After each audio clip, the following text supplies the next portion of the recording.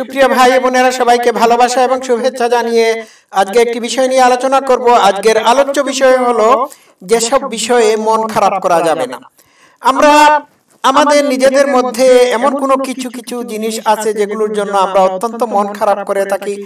যেমন ধরুন অনেক বিষয় আছে যেগুলোতে আমরা খামোখাই মন খারাপ করে থাকি এবং এই বিষয়গুলো আমাদের চয়েসের বাইরে। এই বিষয়গুলো হচ্ছে আপনার চেহারা, আপনার শরীরের সাইজ, তারপর আরো অন্যান্য বিষয়াদি যেগুলোতে আপনার কোনো হাত নাই, বা অন্যান্য জিনিস যেগুলোতে আপনার হাত নাই। যেমন ধরুন আপনি যদি কালো হয়ে জন্মগ্রহণ করেন বা আপনার চেহারা যদি সুন্দর না হয়ে থাকে, এটা যদি জন্মগত হয়ে থাকে, তাহলে এটির জন্য আপনি দুঃখবোধ বা আফসোস করার কোনো কারণ নাই। কারণ এটা আপনার চয়েস মোতাবেক হয় নাই। আপনাকে যদি চয়েস দেওয়া হতো যে আপনি সুন্দর অসুন্দর হয়ে জন্মগ্রহণ করবেন, নাকি সুঠামদেহী বা দুর্বল রোগা হয়ে জন্মগ্রহণ করবেন, তাহলে আপনি কিন্তু বেস্টটাই চয়েস করে নিতেন।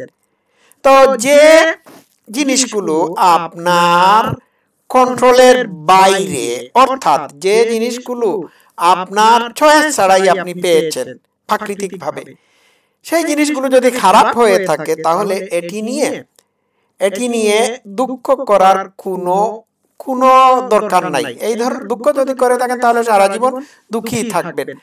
আর যে জিনিসগুলো আপনার জন্মগতভাবে পেয়েছেন, সেটির জন্য আপনি অহংকারও করতে পারেন না, কারণ এইগুলো আপনার চয়েস মোতাবেক হয় নাই। যেমন ধরুন আপনি যদি খুব সুদর্শন মানুষ হিসাবে জন্মগ্রহণ করে থাকেন, তাহলে আপনার চেহারা নিয়ে আপনি বড়াই করে অন্যকে খাটো করতে পারেন না, কারণ এই চেহারাটা আপনি নিজে বানান নাই, বা আপনি নিজের পছন্দ মতো পান নাই।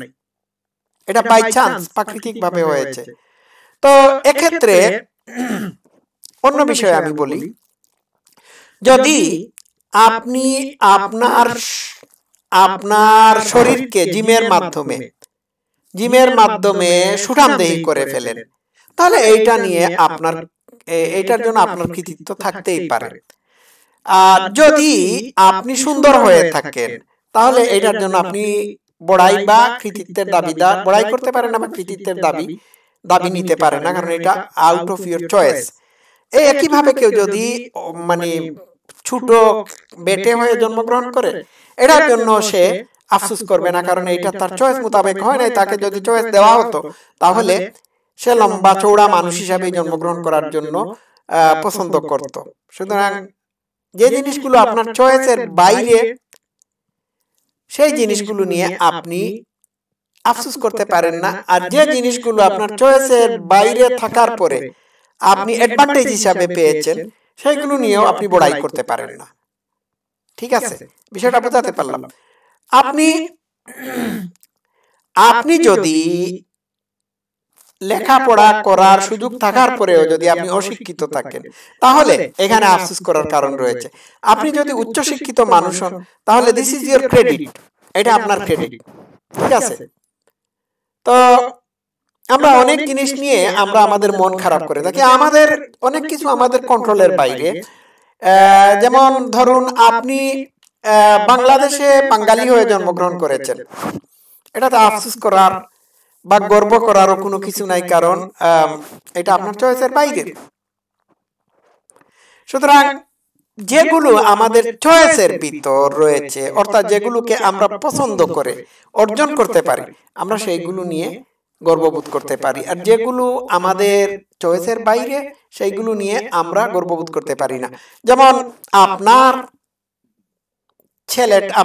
একটা সুন্দর ঘোড়া রয়েছে, এই ঘোড়াটি সুন্দর হওয়ার কারণে আপনি গর্ববোধ করবেন কেন? এই কৃতিত্ব কি আপনার না? ঘোড়াকে কি আপনি সুন্দর বানিয়েছেন? উত্তর হচ্ছে না। ঠিক আছে? তো এইভাবে আমরা অনেক জিনিস নিয়ে মন খারাপ করে থাকি। তবে এই অনেক জিনিসগুলোর মধ্যে কিছু কিছু জিনিস আছে, বা অনেকগুলো জিনিসই আছে যেগুলো আমাদের পছন্দের বাইরে আমরা পেয়েছি। সুতরাং এইগুলো নিয়ে মন খারাপ করা যাবে না। দর্শক শ্রোতারা, আজকে এই পর্যন্ত থাকুক। সবাই ভালো থাকবেন। Love you all. Thank you so much.